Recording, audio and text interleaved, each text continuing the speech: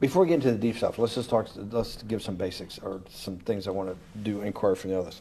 Walk me through the Santa Fe Institute. What was it about the time of the math? And this was in the late 90s. So they're not going to hear me on this part, right? We're going to do it both ways? It will not be on the video, but we do have you recorded. Fine. Remember, when you're answering on these questions, I'm not in the shot, and they're never going to hear my voice. So a little bit you got to repeat in your answer, you got to repeat what my question was. Oh, a little bit. Okay. Santa Fe Institute. Why, when you're at the top of your game on Wall Street, do you decide to finance, which was at the time, or endow, or become the donor or sponsor, however you want to say it, for what was considered the most cutting edge group of mathematicians in the world? Action. So Santa Fe Institute in the late 80s, early 90s, I was interested, I was on the board of Rockefeller. So that starts, Rockefeller, it's university formed by John D. Rockefeller to sort of give back to the community. It's east side of Manhattan, except it was old. It was sort of old-fashioned. They were talking about medicine, and medicine by itself was, again, subject to the ideas of science. They were trying to use science to find cures for disease. And I said, no, we need to do something different. We need to start interdisciplinary work. How did a schmuck like you get on the board of Rockefeller? What year was that? I don't remember. I think 89 and 91. So that's one of the most prestigious research places in the world, correct? Yes. Okay, how did a guy like you get on the board of a blue blood, internationally known, hard research, Nobel Prize winners all over the place? How do they pick a guy like you, a trader from, or basically some guy from Bear Stearns? Good question. So I was asked to be on the board of Rockefeller, and I think it was, I was on the board of Rockefeller, there was a money manager who said, Rockefeller needs someone with financial expertise because the university is growing and there's lots of new things. You have to, again, we go back to the original discussion the last time. Up until the mid-'80s or sort of early mid-'70s, the most important thing was your name. If you were Rockefeller, you already were considered to be brilliant. If you were head of General Motors, it was your reputation. It was who you knew, who your family was, what was your character. And then in the mid-'70s, basically, if you remember, you probably had a calculator. It was very advanced in those days to have a Texas Instrument calculator, where it could, by putting in the numbers, it would multiply for you to do square roots. And that was the first, and everyone who had a calculator was already advanced on Wall Street. A simple almost like your accountant. The most important parts of business were really now going to calculations. So it's not only mathematics, but it's things that could be calculated. Reputation couldn't be calculated. I could give you, are you a 10 on a reputation scale, an 8? What does it mean to have a measurement of your reputation? We'll get to that later. But places like Rockefeller needed someone to say, look, we're entering a different world where numbers and the numbers of companies, portfolio management was going to be balanced. It was going to be statistical. Jeffrey, could you come on the board? Potentially sit on the finance committee, Nancy Kissinger and a bunch of other people. And David Rockefeller and I got along very well. He was an unbelievable human being. Respectful to everyone. He introduced his driver as his colleague, not his driver. He would never say, this is my driver. He said, it's my colleague. And David started to explain to me world politics. So David would say, Jeffrey, money is going to be sort of the most important things. People don't understand money. You seem to have this knack for money. I said to David, tell me about your life. What was the worst and the best part of your life? So David said, when I grew up, everyone knew I was a Rockefeller. They didn't know that my father told me he would not leave me a dime. No money. But every time we went out to eat, me and my 5 friends at school, they would leave me the bill. They would expect me to pick up the check because I was a Rockefeller. And he said, I was chairman of Chase Bank. And he said, I remember like it was yesterday, one of the headlines in Time magazine said, David please fire yourself. So he thought that there was a world that existed that would be a combination of both politics and business and leadership. What do I mean? He formed something called the Trilateral Commission.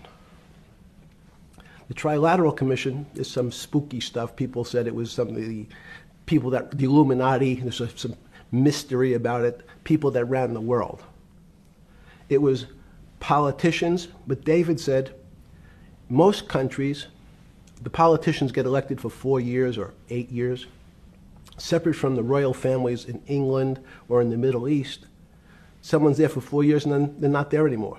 The most important people to have stability and consistency would be businessmen.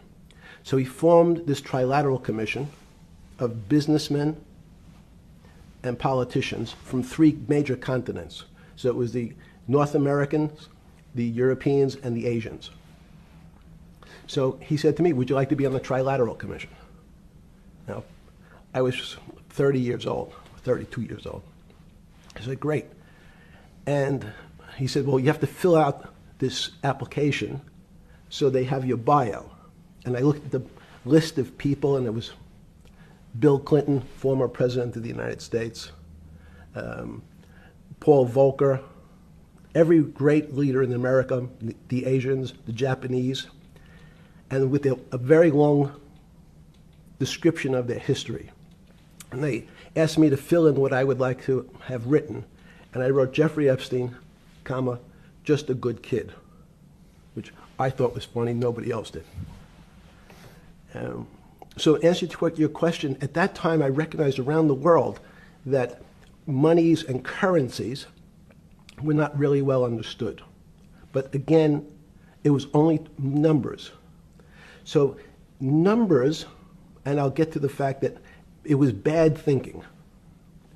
Numbers are very good. Are most people that you meet, even on the Trilateral Commission, when you meet most people, do you find most leaders financially illiterate, economically illiterate? Most political leaders don't come out of a background of finance. Most political leaders come out of a background of being popular. So in some of the countries, in some of the African countries, for example, they might have been a military person. They were a general. In some of the African countries, they might have been a disc jockey. Or in our country, they would have been an actor. The knowledge of money they don't have an expertise, they have no degrees in finance. They really, and this is one of the major problems, their expertise, if they have any financial knowledge, is of their own checking account or bank account and filling in their own taxes. So many world leaders who don't really have a financial underpinning make fundamental errors when it comes to money on a country or institutional level. Let me give you an example. If you, Mr. Bannon, if I said your assets increased last year, you'd say, that sounds pretty good. And I'd say, what does that mean to you? You'd say, well, I have more money. I guess I'm wealthier. I'd say, yes. And if your debt increased, would you feel wealthier or poorer? You'd say, well, I don't want to have increased debt. I don't like the idea of that sound, increased debt. Now, that and world leaders understand when their assets go up, they feel better. However, institutions like banks, things that people don't really understand are financial underpinnings of banks. When I say your bank, Mr. Bannon, you have the Bannon Bank, you doubled your assets. Sounds good, but what does it really mean? It means people owe you more money. You don't have any more money. What? Yeah. A bank's assets are how much it is owed by other people. That's crazy. So if the bank goes from $2 billion of assets to $10 billion, it means people owe it an additional $8 billion, but their assets have gone up. So the terminology of assets and liabilities is different for banks. It's not natural. And what most people, and you ask questions about world leaders, there's many people, I think your old boss Mercer understood, there's a fundamental part of money which is called fractionalized banking. And fractionalized banking is something that finance people understand, and the people on the street, and when I say people on the street, that's where I was when I started on Wall Street, would find it impossible to believe. Impossible. Why? Bannon Bank, I give you $1, just one single dollar. In our system of banking, I would say, okay, Steve, I gave you $1. How much could you lend out to your friends? And your natural reaction would be probably something less than $1 because I want to keep something in my pocket. The way our system works is if you as a bank are holding my dollar, you can lend out an additional $8 or $9. No, it's impossible. I only have $1, Jeffrey. We have something called fractionalized reserves, which is if you have 1, you can lend out 9. That's the way our system works. And so not only do world leaders not understand banking, but the man on the street, my father who worked in the park department, it would be beyond his imagination that people could lend out more money than they actually had in their pocket. Next question. Wait, how did this, in understanding that, when you get on something like the Trilateral Commission, you're on the board at Rockefeller, which is the most advanced research. You get brought into the Trilateral, which is the elite of the elite. How, since you're only at that time 30-something years old. 8 years from teaching at Dalton, right? You're a Dalton. No, 10 years. 10 years teaching at Dalton. Yes. Walk us through. I mean, put us in the room. Walk me through exactly what it felt like. What it felt like being on the board at Rockefeller. You got these Nobel laureates, and you're sitting there making decisions, and you start to meet these people at Rockefeller. Now you start to meet these people at the Trilateral Commission. What did it feel like? It's a great question. So what did it feel That's like? what I'm in the business of asking. Yeah. What did it feel like meeting some of these people like Kissinger or Rockefeller? And those are two extraordinary people. But in general, I think the question, the people on Wall Street, I tell the story, the first day, one of the first days when I was in Wall Street, someone said to me, would you like to buy ATV?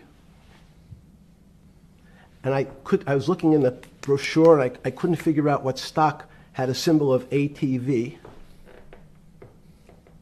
And when I finally said, well, I can't find it, and they said, what's the matter with you? Do you want to buy ATV?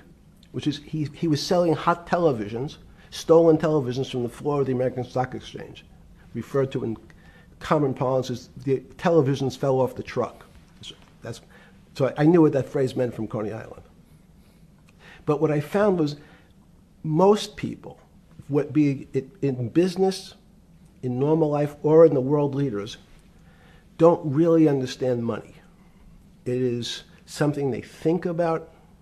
They have a sense of what it is. They certainly want more of it.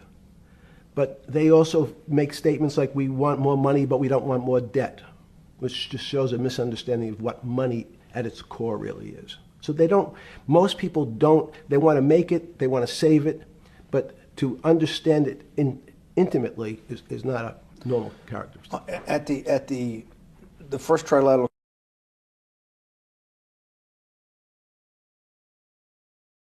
or something? Yeah, you're good. Just give me approximate. You joined the Trilateral I Commission. think it might be And we'll be able to show we'll pull down the chart of where your name was, but just give me roughly when it was. I think it could be 90. I don't remember. Okay. Let's say early 90s. Yes. When you got on the Trilateral Commission and had do you remember where the first meeting was? It was in Tokyo. In Tokyo. And at what hotel? I would like to say the Hilton, but it's probably not. And it's a 3-day, 4-day? Give me some 3-day event, and walk me through the whole thing. Speeches. It starts with a dinner. Just walk me through it. It was boring. You couldn't possibly think it was boring. It's It bullshit. was boring. You had to be stars in your eyes. No. Did you fly over privately? Yes, but it wasn't my plane. So it didn't count? No. You fly over. Yes. And it was who were the first? Like when you first met those leaders, you had to be wowed. No. You're 10 years out of Coney Island. No, I'm not wowed by people of position. I'm wowed by people of great ideas. And I don't care if it's the bus driver. I don't care if it's the student I had who has teeth coming out in Well, every these direction. guys have to have great ideas. They're the leaders of the three great continents of the world: North America, Europe, and Japan. No, many of these world leaders become world leaders because they're popular and they were able to get votes or they were able to convince people to vote for them. I learned later. Many of them were just good at what they did in terms of politics. Remember, world leaders are politicians in general. They're not scientists, they're not intellectuals, they're not great thinkers, they're great politicians. At the first Trilateral Commission meeting that you remember in Tokyo, sometime in the early 90s, do you remember what were the big issues of the day that they were talking about, and what did you think about it? Yeah, in fact, it was funny because they were talking about inflation, and they were worried that what would happen, how do you control inflation? And as a mathematician, I didn't understand the concept. I don't understand the concept today. How's that possible? Well, when you talk about most things to do with money, money is meant to be local. It's US dollars, then I understand what it means. If inflation, it means my dollar today inflates, and it doesn't buy as much as it did a couple of years ago. The prices go up. It seems that everything is great, but in fact my dollar is shrinking in value. If you, and you're the financial genius here. I'm just a lowly M&A guy. Sure. If you let me finish the thought. Go ahead. So if you're in America, you can feel inflation. Your salary's gone up, but you can't buy the same car. In fact, it starts to feel weird because the value. That's why I wanted to ask the question then. This is my point. Sure. The people who live and breathe this, the central banks, have been haunted by the specter of inflation since the late 70s. Yes. First off, tell our audience, how did that happen? The two great financial events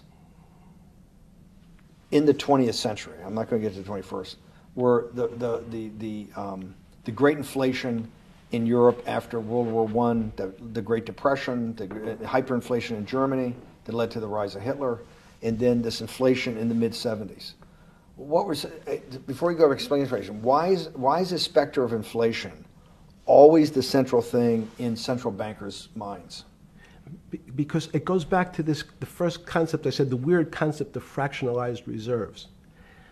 The system is not well understood. And most systems, in fact, are not well understood. We don't know how our digestive system. Stop. This is I impossible. understand. This is impossible. The world banking system, the world currency system, the world monetary system Yes. has to be so well understood by the Greenspans of the world and the Bernankes of the world and you, right? The currency traders, the guys making billion-dollar bets every day. The legendary guy on Wall Street in the late 90s, Salomon Brothers. Lou Ranieri? No, the guy that wrote the money. Michael Lewis? Marius Poker? Yeah, Marius Poker. Who's that about? That great trader. Lou Ranieri. No, it wasn't Lou, the guy that ran the desk. Yeah. That eventually ran the hedge fund that went long-term capital. Yes, I don't remember. Who's the guy? I want to say, I don't remember. Yeah. I'm sorry. Lou Ranieri is big, but Yes. those guys have to understand the system perfectly. No, they don't understand the system. They understand the local part of the system. So, for example, why is not only inflation, most bankers are terrified if the public understood that the bank really doesn't have their money at any one time. It's one of the things during the Depression, there were runs on the bank. The reason the banks don't keep much money in the actual bank is they assume that not everyone's going to want their money on the same day. So it's not really the fear of inflation. The fear is a run on the bank. Everybody wants to take out something that doesn't really exist. Inflation is tied to interest rates. It's a more complicated example. But when your money doesn't buy the same amount of product this year than it did last year, if it buys less and less, like it happened, you used the term hyperinflation. There's certain countries that are not managed well, like in Africa at the current, A $100 billion bill, $100 billion bill in Zimbabwe is worth 1 American cent. That's the perfect example of hyperinflation. It goes up, it doubles every day.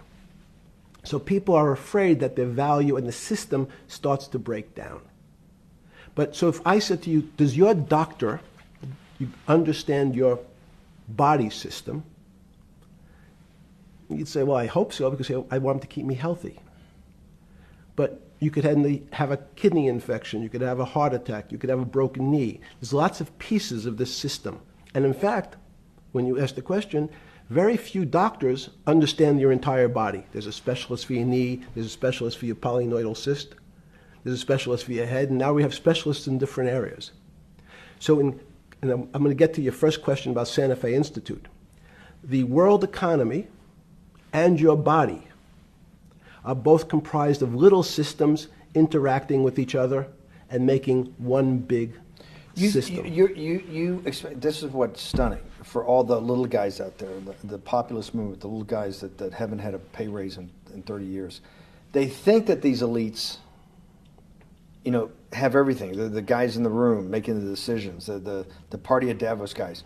You're sitting there, you don't think many people today really understand the complexity and really all the moving pieces and how they interconnect to the world's financial system. No, not only don't they understand the complexity, and that goes back to Santa Fe Institute was an attempt of trying to see if there was a way to mathematize, formularize, or algorithmically understand what the term complexity means. That goes back to the original question. Complex systems are complex by definition. But there's not necessarily, it's not one level of complexity. We might say, well, our fingers are complex, the movements, the muscles of our hands, but it's not as complex as the blood system. Now I have a circulatory system. I have systems on top of systems, so that there's no one group or person that really understands the way the body works. There's no one group that understands the way the financial systems work. You might understand U.S. bond market. Now, you've asked about the trade of long-term capital. That was a bond fund, very small part of this very complex system. So the goal of the Santa Fe Institute was to see, is there a way to get in, somehow understand how complex systems interact? Fast forward, Steve, to today, where Google and these other engine companies, the other tech companies, are trying to build artificial intelligence. The strangest thing that they've found, one of the strangest things, is that the systems that they design, this artificial intelligence, which a lot of people have heard about, is they design a bunch of systems. They're called neural nets. The term simply taken out of brain work, neurons in the brain. Nets because they actually look like a net. They put in some inputs. The computers work, spit out an answer. Sounds normal to you. It's because you're thinking about that calculator you had in 1976 on your desk. When you ask the person who designed the system, how did it come to that answer? How did your neural net, can you show me the calculations? They say, no, we don't know. We don't know how the thing we designed actually came up with that answer. That's pretty strange. They take the same neural net now and they put it in front of a video game. No learning, nothing. They said to the computer, they say, sit in front of your video game and learn how to play.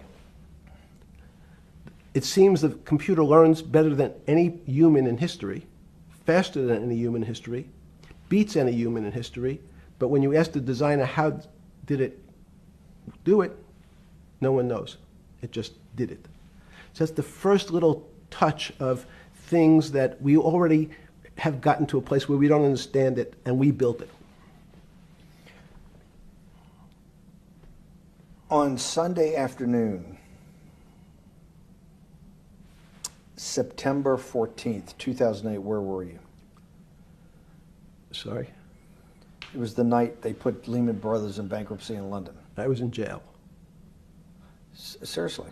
Yes. So the financial crisis of 2008 happened when you were in jail? Yes. Oh, this is going to be so amazing.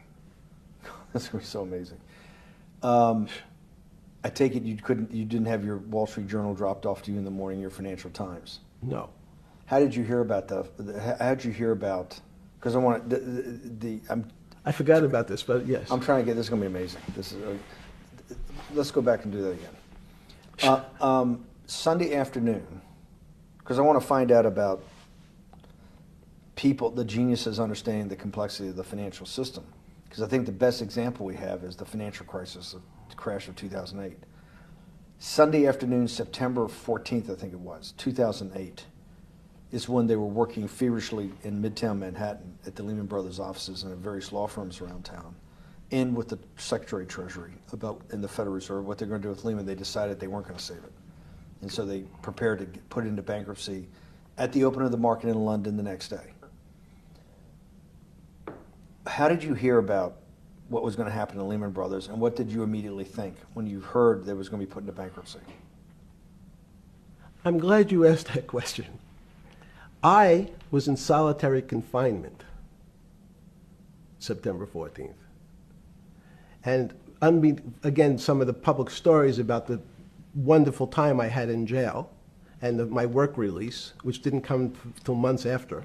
I'd been there since June in an 8x10 cell with a bed in the back, a 6-foot bed in the back, a chrome sink with a toilet attached to it, and a little piece of metal sticking out that was supposed to act as a table. Now, since I was in jail, there were no books. Why? There's no library. No library, but you're in jail. No, I was in jail, not prison. So in jail, I was in a place what's called the Special Housing Unit, which is for the roughest, toughest, meanest people. They had put me there, they said, for my own protection. So I was in a 8x10 cell with a little slit in the door where they would serve my food on a tray about 9 inches by 4 inches. And then as soon as I finished eating, they would take the tray and close it down. And one of the guards said, do you understand there's Wall Street's crashing.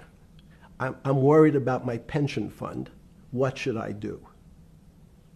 And I said, sorry, Wall Street's crashing? What's happened? And he said, there's some crisis and some companies are going bankrupt. I said, are you sure?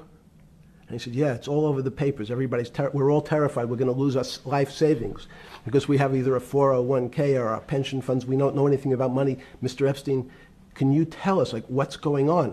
Am I going to be able to afford my children's education? Am I going to be bankrupt like this company called Lehman Brothers? And there's another company in the front page today called Bear Stearns.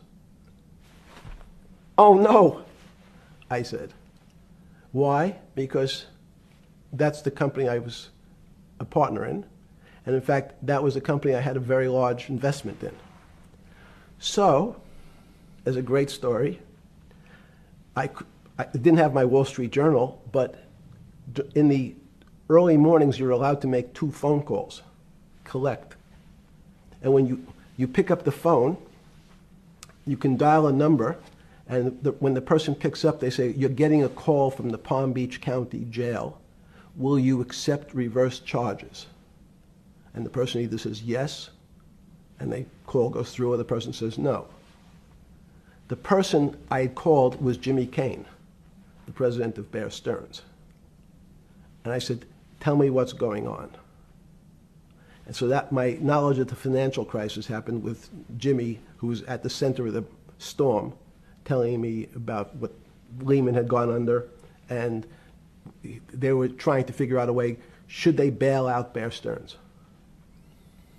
Did it strike you at the time of the mess you had made of your life to be in a situation that you're one of the greatest financial minds in the world, looked at by world leaders and asked your thinking by the most prominent and important people in the world, and here you are in solitary confinement. You got to make a collect call to somebody. Did it strike you at the time how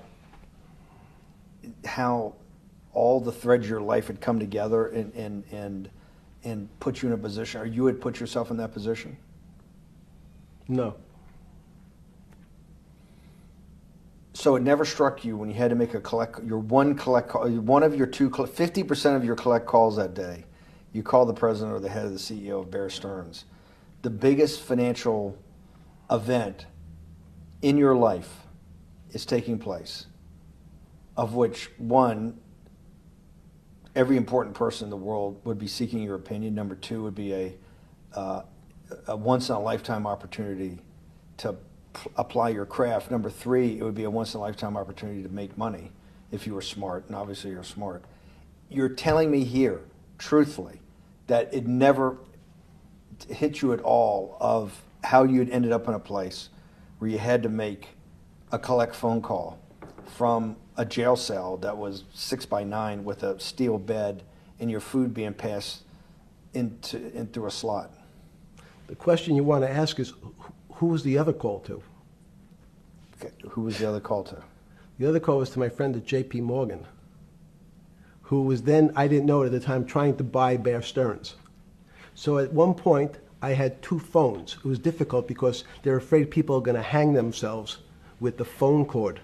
So they don't actually come together and they're pretty short. So I was actually going between two phones talking to Bear Stearns and J.P. Morgan at the same time.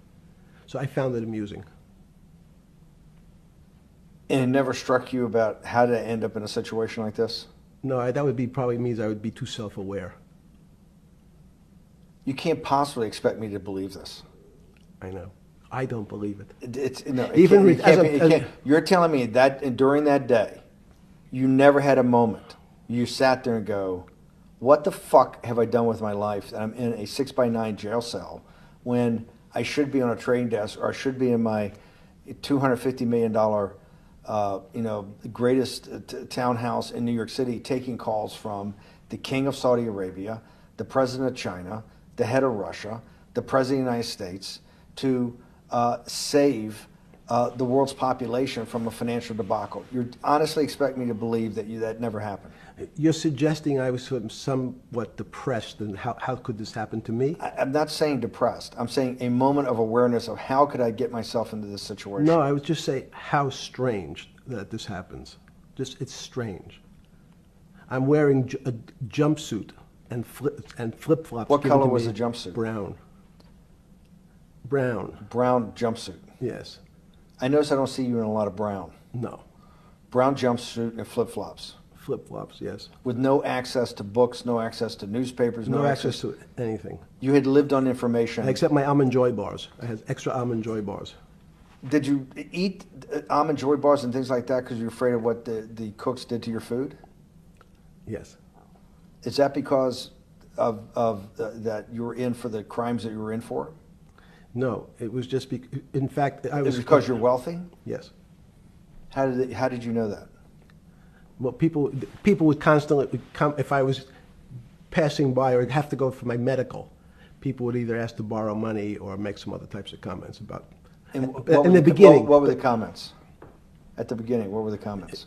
It serves you fucking rich guys right that you're here next to me. There was nothing about your crimes. No. So all this rumor you hear all the time about people in prison that commit the type of crimes you commit, you're saying in your personal thing is not true. No. It was all because you were rich. Yes. And it was all because they wanted to borrow money. Or get advice. Yes. Wait, they get advice to go long. Yes. You're telling me is this time to buy? You're telling me in solitary confinement they're interested in going long. Yeah. They want to know what does that say stocks. about human nature? Well, what I think that people find, one of the reasons they wanted to keep me in solitary confinement was they're afraid that everybody would want to know which stocks to buy. But what happened was, after this crisis, now it's on the front page of every newspaper. I don't want to lose this day. Sorry. When you first heard that, was it Bear Stearns had been kicked into bankruptcy, 6 months before? No, this is the same time. This is part of the same deal. I thought no. Bear Stearns, they saved Bear Stearns and didn't save Lehman Brothers. That's right, it. they let 6 months Lehman- before they had bailed out Bear Stearns, but Bear Stearns was still a zombie, A shell of its former a self. former self. But they had quote unquote saved it. They admit. Why did they make the decision in your mind? Why did Hank Paulson and Bernanke what's this concept of moral hazard? Explain to the audience what moral hazard is, and why did they save Bear Stearns 6 months before, and why did the smartest guys in the room decide not to save Lehman Brothers? It's a good question. The real issue is I'd have to go back when you have these systems to the way your doctor responds to any type of emergency in your body. If they might decide to save your kidneys and let your gallbladder go because the gallbladder is less important to your overall system. If at that time, even it's not that long ago, the boogeyman was when said, well, what really happened? Jeffrey, what really happened? What is this financial crisis? And, some of the progressives and the right wing blame it on the banks. It was the banks' fault. And it's the fault of this very esoteric, unknown concept of derivatives. It was really the derivatives that caused this financial crisis because the derivatives got somehow out of control and in the Mickey Mouse. And that was the way you started your road to a billionaire went right through derivatives. Yes. But derivatives were not the cause. Derivatives were not the cause at all. It's like saying your hair was the cause of your heart attack because it was on top of your head. So what when you was fell the down. cause?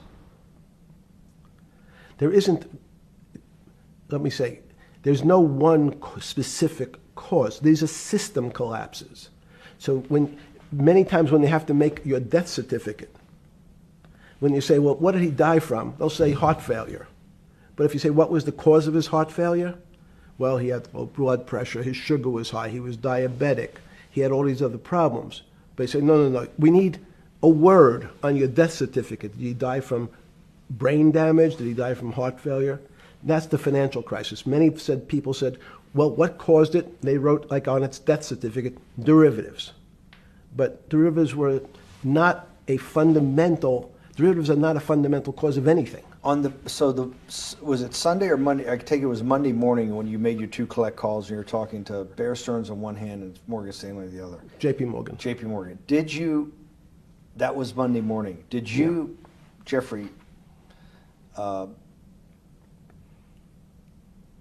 being one of the financial geniuses in the world, did you understand what Lehman Brothers going into bankruptcy, the domino effect, that by Thursday the financial system would be under such extremis that if it didn't have $1 trillion cash infusion in the United States, it might collapse? Did you know that at the time? Did you view that at the time? Yes.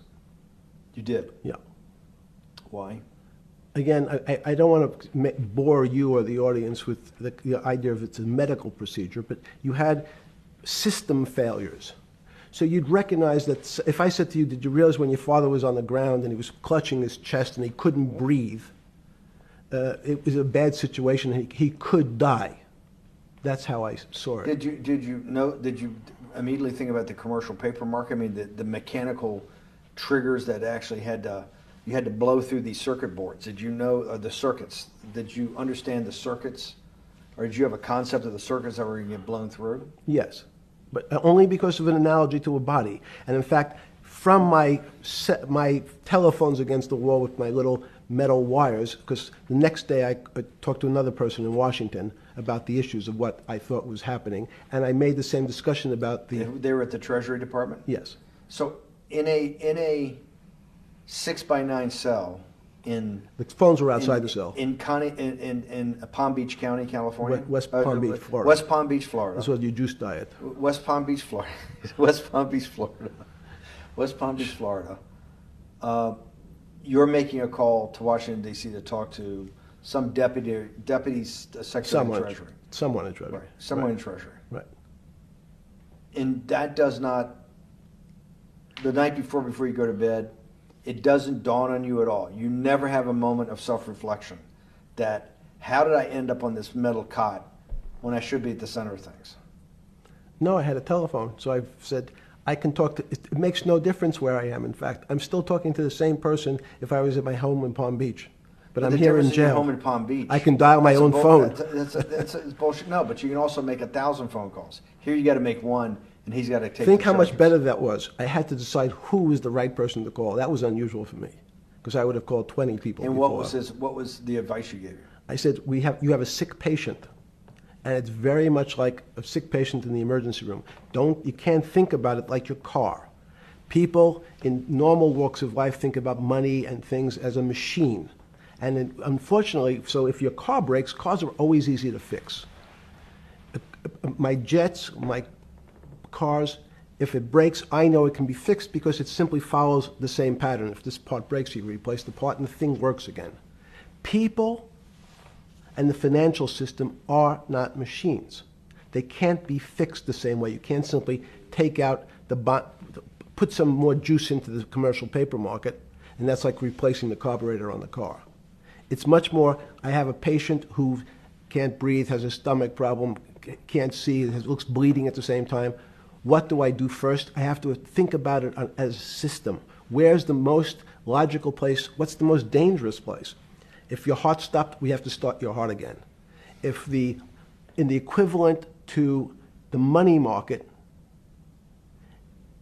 why do I have to start your heart again? I need to get your blood flowing.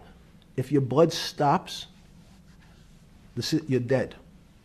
If liquidity, which is the equivalent of blood in the financial system, dries up. Once liquidity is basically cash, putting cash into the Forget system. about what it is. Okay.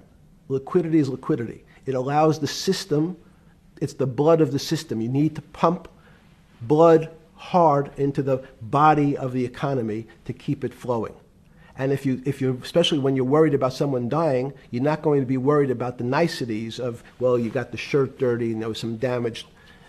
Pump in that blood, keep that heart When you pumping talked to the person in Treasury on Tuesday, the 16th, did you get a feeling as you were sitting in your 6x9 jail cell in West Palm Beach, Florida, that they were on top of things? No, you can't. It's impossible to be on top of things. There's no such thing. It's, again, the doctor watching the patient die. You hopefully have some confidence that he's seen it before. He recognizes that there are some steps he has to take first before he bandages the guy's finger or worries about what shoes he has on. So you hope that the people in charge, your doctors who are working on the emergency patient, have enough experience and, frankly, judgment to try to keep the patient alive. Did you think that they had those things, patience and judgment? They had pretty good judgment, and you needed a lot of luck, just like in the dead patient. You need to, hopefully you put that blood in and it's not too late. And you make some mistakes, but you have to know you're going to have to give it a shock. In the run-up to the September crash of 2008, Yeah. I guess you weren't occupied with finance. That whole summer, how long had you been in jail? Went to jail June 30th. So the entire summer. Yes. Before you went into jail, you were still very active in the financial markets. Yes.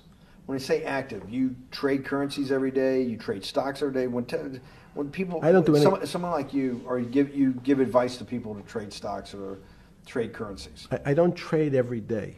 I think that's, like Woody Allen said, you can't beat the bank. So I try to pick my spots. George Soros picked his spot when the pound collapsed. This would have been a great money-making opportunity that passed me by when I was in jail, but that's not how I think. In the run-up to that, in the spring of 2008, that's when Bear Stearns got in problems, I think, in the spring of 2008, and they decided to bail it out. Did the Bear Stearns guys talk to you for advice at that time, when the big crisis in Bear Stearns? No, but see, again, unbeknownst to most people, and it's easy to blame people for the financial crisis, like you'd blame someone for giving your father the drink before he had his heart attack. But what really happened, the real enemy of the finance system was Bill Clinton. And if you ask me what and who caused the financial crisis, I would tell you it was Bill Clinton. Because of what Bob Rubin and he did to deregulate the financial system? No. Because as of the last time we had our 60-minute interview, you talked to me about home ownership. and you asked me whether everyone should own a home. And I told you, no, it's too risky. So the financial collapse of 2008 is because of hardworking African Americans, Hispanics, and whites who wanted to have a ownership stake in the society that all rests on their shoulders. They're the culprits. No, not at all. Okay, then I didn't say they were the culprits. I was pretty clear it was Bill Clinton. Okay. Why was it Bill Clinton? Because Bill Clinton wanted to get votes from those people. And he sold them the idea that instead of renting in a house, and historically the values of houses have gone up, and he said, you guys in these local communities who haven't been able to afford a house before, I'm going to show you a way. I'm going to give you a way, because I'm sure I'll get your vote, that you can own a house, because I want your vote. So what we're going to do is I'm going to let you buy a house, Mr. Bannon, when you really, you're right on the border, maybe, or not even on the border. Your credit is not good. Okay, let's be honest. And it's not my fault, it's not Bill Clinton's fault, but whatever happens, at the moment your credit score or whatever it is, your credit's not good. Now, normally, you come to me and want to borrow money, I'm a bank, and I say, I'm sorry, Mr. Bannon, I can't lend you money because your credit score is not up to where it needs to be. Hopefully, if you work harder and clean up some of your problems, it will be. But no, what I say to you is, I'm going to figure out a way to lend you, not give you. I'm going to lend you money anyway, though you don't have a good credit score. And don't worry, I'm going to get rid of the term that you don't have bad credit. Bad credit sounds pejorative. You don't want to be a person. Sounds judgmental. Yeah, sounds judgmental. So what we're going to do is we're going to call your credit situation subprime. Oh, nobody knows what that means. Subprime. That means prime is good credit. Subprime is not good credit, less than good credit. So we'll call it something that people really won't follow, and we'll tell you what. We're going to have people lend you money, though you are a subprime borrower, and I will figure out some government agencies to guarantee your loan, though I don't think you're a good risk. So the banks say, no, no, no, we don't want, initially, the bank said, sorry, this is too risky, Mr. President, for us. We're in the business of managing risk. It's not our money. It's the hard-working people's money sitting in our bank. We can't lend to people whose credit is not prime. You're asking us to lend to people who are subprime. And he says, here's the key, if you don't, Mr. Bannon, I'm going to make sure the Justice Department charges you with discriminatory lending because you refuse to lend to my subprimers. In business terms, you should never lend to. But what we'll do is I'm going to form an agency called Fannie Mae and Ginnie Mae, just another agency names. They'll guarantee your loan. So don't worry. Don't worry. You don't have to pay it back anymore. Even though and maybe you don't even have to work as hard anymore. That's probably a harsh statement, but these players, these two big firms, Fannie Mae, will guarantee the fact that that bank will receive its money. Now, the bank says, wow, best deal in history. I refused to lend to Mr. Bannon, but now he has the big brother, his Uncle Sam. He went to his Uncle Sam, and Uncle Sam says, I'm guaranteeing it. The bank says, I want everybody. Give me as many people as you can give me, because Uncle Sam is the best credit in the world. Not only it's the United States government. We'll take it all. We'll take as much subprime as we can handle. because it's the best investment for the moment. It's a strange investment because it has politics that has inserted its way into the numbers. Politics doesn't belong in the markets, but now we're going to have, I want the votes, we'll make guarantees that you who can't get a house normally will be able to get a house from the bank. The bank says, this is the best deal in history. We will package 100, 300, 1,000 of you subprimers, and we'll sell it off to somebody else. And the whole system becomes mired in subprime mortgages. That's becomes the What do issue. you mean mired? There's just too much supply. It's a supply-demand problem. You get too much supply. No, it's a very good question. What does too much supply mean? Well, then you get to people, go back to your first question to me, government leaders. Government leaders know if they're good, and they can do mathematics, they can balance their checkbooks. So certain people in Congress said, well, how do you value these subprime mortgages? The banks say, we've been valuing them the same way we've always valued them for the past 20 years. The accounting firms, there's something in this country called GAAP accounting, which is a standard type of accounting. And we account for them the same way we've always accounted for them. If we paid $1,000 for your mortgage last night, when we put it on our books today, we're going to say its value is $1,000. It makes sense. I paid for it what's its value? It's $1,000. That's what I paid for it last night. No. The Congress people said, that's not really a good answer, you know. That doesn't give us confidence that you know what you're doing. Because what happens if you have to sell it tomorrow morning? Something's happened and you have to sell it. Remember, there's kinds of stress tests. Would you be able to value it at what you paid for it the day before? And Wall Street says, that's not the way you can think about this. This is crazy. We always value things at the cost from the day before. And they changed the accounting method, in essence, to say not what it was worth yesterday, but if I have to sell, what would it be worth? That's impossible. So what happens is every bank now has to value something they bought yesterday at lower than they paid. Never before in 20 years did they have to do this. So something they bought at 1,000, on their books was 1,000, is now 990. That starts to, you asked the question about what did I start to think about. Something's 1,000 and 990, this person now has to value it at 980.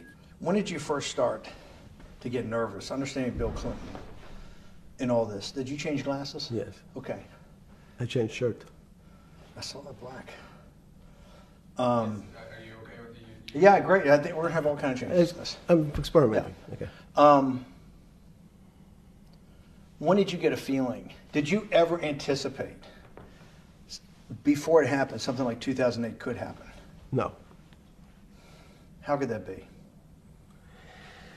Because it's the word I can beat it to death. Is that it's very much like would I anticipate I'll have a heart attack tomorrow? Unlikely. Was 2008 a heart attack or a stroke? Debilitating. It's a better.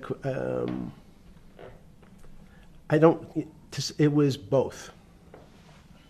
But why was it both? Because in fact, as I said, the blood was getting dried up in the system, and the head, which is sort of the central bank, wasn't working. So to some extent, it was a combination. It was a crisis. Did you see that building up over time? It's always been lurking in the background. I mean, if you have an older parent, would you say it's possible? Did you anticipate him having a heart attack today? No, you hope things are going to go better and maybe they'll fix it up.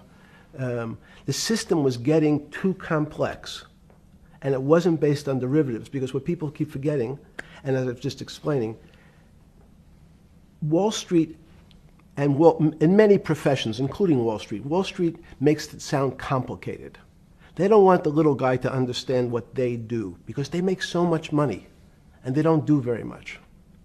So they couch it in words like derivative and stock options and commodity futures and different types of contracts. It's all fairly, everyone is capable of understanding it. It is not complicated. But Wall Street, because they make so much money from doing fairly simple things, needs to make it more complicated than it really is.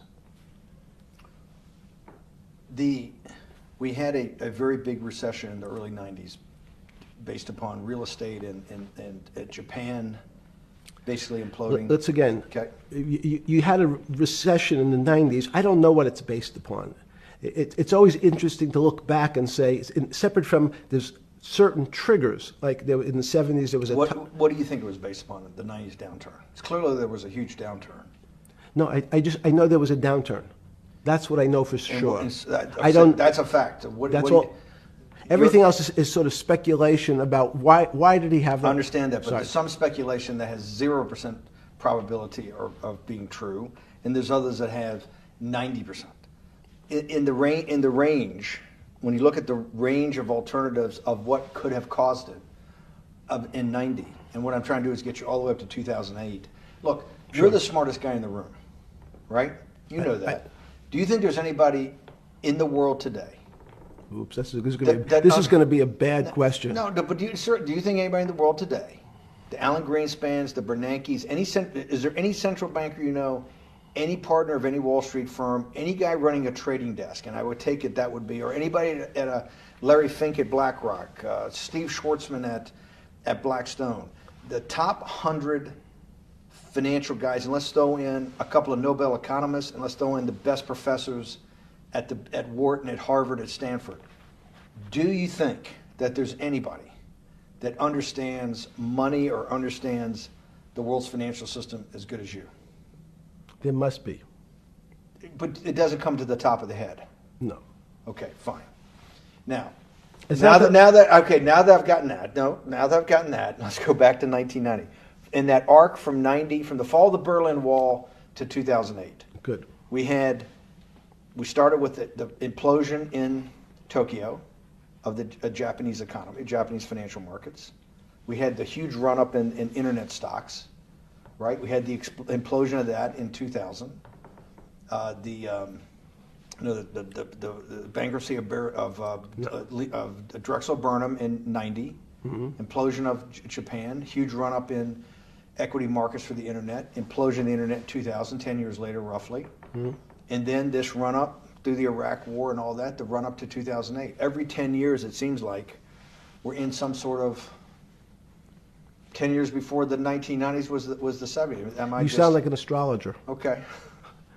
And not a financial person. You're supposed to be a mathematician. It just seems to me a pattern of every 10 years. That's misleading. That's exactly right. Okay. Because people like to see patterns. People like to see patterns where there are none. So a pattern of a financial crisis every 10 years is just in my mind. Yes. Long-term capital that had to be bailed out back in the late 90s when everybody panicked. And that wasn't that bailout today would look small, and it was $5 billion or was $30 billion. Businesses fail all the time. But long-term capital, the Federal Reserve stepped in. But I'm saying people go bad. Things go bad all the time. Yes, you're correct.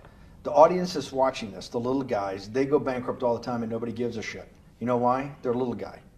But when long-term capital management goes bankrupt, or Bear Stearns goes bankrupt, or Lehman Brothers goes bankrupt, people care because it's an unfair characterization. Why do you say that? Because again, it's the complexity of the situation. If you think about you have a complex system. You have your body. Now, in fact, the little guy is my finger.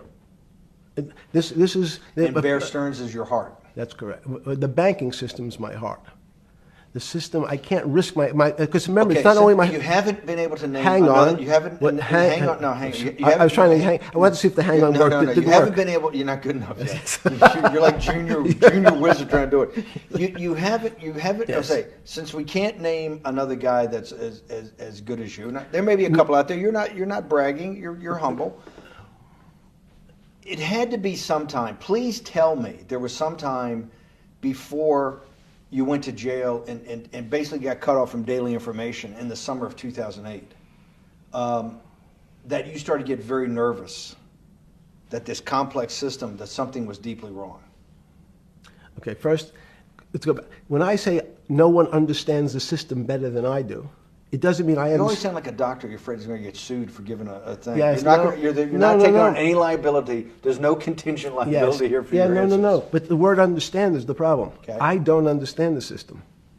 So I don't understand the financial Will you system. please stop? You cannot sit here and Yeah, tell me no. what we just went through. I'll go through again. The hedge fund managers, the money managers, the central bankers, the commercial bankers, the heads of the investment banks, the heads of all the trading desks, the top economists, and I'll throw in the business school lecturers at Stanford. Of all the top 200, 250, you can't name at the top of your head the guys are at least at your level. You have to understand it somewhat. No. Sorry. We all don't understand it. No one understands it. It's a miracle. It's that's part of the problem. It's impossible to understand. That word understand simply means if this happens here, that will happen there. It's predictable. Understanding means it's predictable. It's not predictable. That's the problem. In complex systems, that was the fascination. Is there a way to tease out some level of predictability? So even No. In fact, you would ask the question. It's a great question, which was it a stroke or a heart attack? Now, most people don't know that before they were going to have a stroke, they had a stroke. They just have a stroke. Do they understand why? In hindsight, you go back and you can make lots of explanations. It might sound good, and if you're talking to the working man, you're using language that he'll never understand. It's complex, so he, just like going to his doctor, he says he has a gastrointestinal problem, or he has diverticulitis, as opposed to saying, you had a stomach ache, you ate bad food.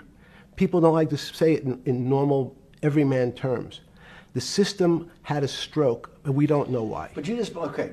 Hardworking people, and there's a great social benefit, would you not agree, with having people having ownership in the system? When you say ownership in the system, it doesn't mean... Let's start over. Cause Okay. So flip Sorry. over your phone too, because Yes. I don't want anyone to see Yeah. on your phone. So maybe flip it down or something. Yeah. Yeah, who knows what the fuck comes up with that phone? That's correct.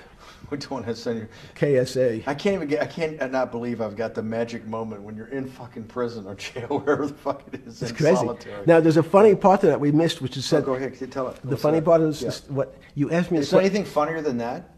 No, For black humor, I don't make any black comments. Sorry. You asked me what I was wearing. That's right. You're too wrapped up in the Me Too movement. Yes. So I was wearing a brown jumper and a brown pair of pants given to me by the jail with the word trustee on the back. Because you had qualified to be a trustee?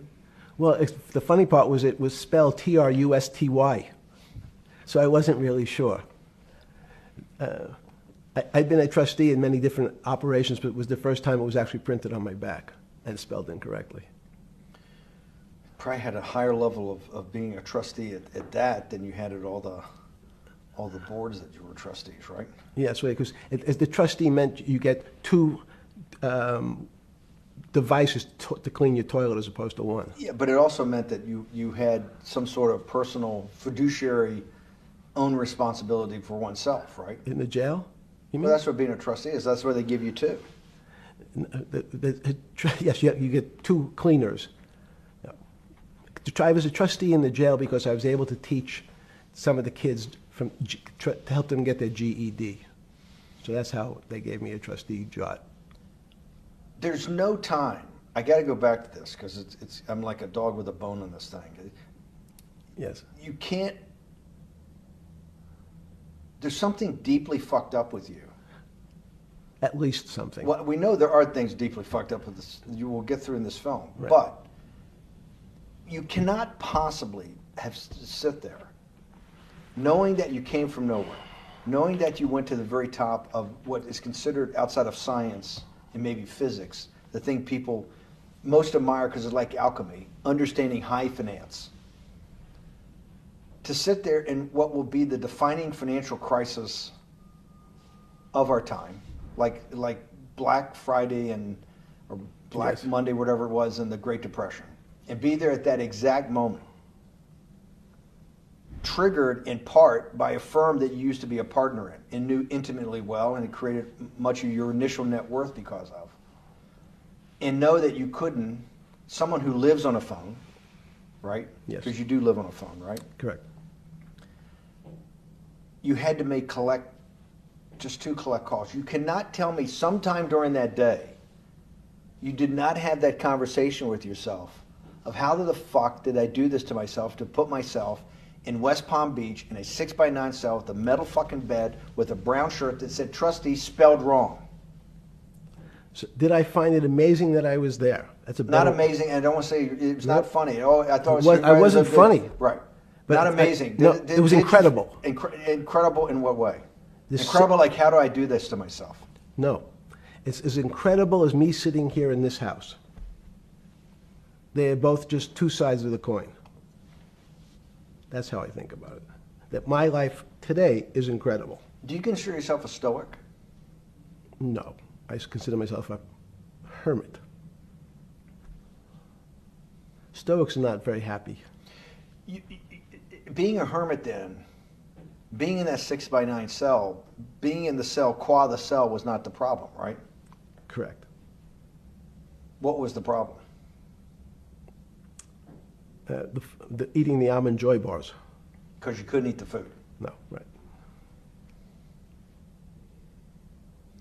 And but remember, my life is. Did that ever strike you that I can't eat the food because somebody might have done something to it? I gotta live off an almond joy bar, 1 a day or 2 a day or whatever. How many ever sneak in a day? No sneaking in.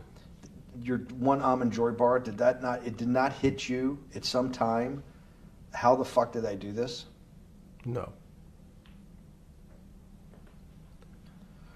Let's go back to the spring of 2008. Were you so wrapped up in your personal issues at the time you were not spending enough time on the financial markets, or were you deeply involved in the financial markets like you normally were? In No, the spring of 08?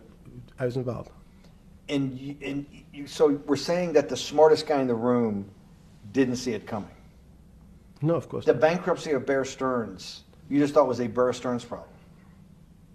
You didn't see it as systemic. I know you keep harping on it, but it's not. Because you're a mathematician and understands systems. I- It seems that anybody that understands that they had a systemic problem, you would at least be the first on the early search radar. If you're not going to see it, then I'm really afraid, because that means that I always assume there's at least a set of guys out there that have some sort of sense that something's not right. Imagine the guy who has a stroke or had the heart attack. When you ask him, did you feel funny the day before? He's going to tell you, yeah, I didn't feel right. Something was off. I didn't feel right. I had my stomach was right. I felt a little dizzy. I felt a little weak. But if you asked him that day before, do you think you're going to have a heart attack tomorrow? He'd say, no, I just feel a little weak. I'm a little dizzy. My stomach hurts. So these systems, and that's the issue of complexity. What complexity says is that, in fact, everything seems to go along, and people have seen it. One of the great examples of complex systems is sand dunes. In fact, the sand keeps building up. People have seen some, and all of a sudden, one more sand drop, and all the sand starts running down the hills. That's the way I see the financial markets. Well, you funded Santa Fe in the early 90s or late 80s? I believe it was early 90s. I can get back to you. But early 90s, Santa Fe was funded for the study of complexity theory. It was math. So let's back up. So why did I buy a ranch in New Mexico in 1993? So that gives you some sense. So I would have funded it in 1990. Los Alamos, which was the high energy lab up in New Mexico, was losing all its scientists.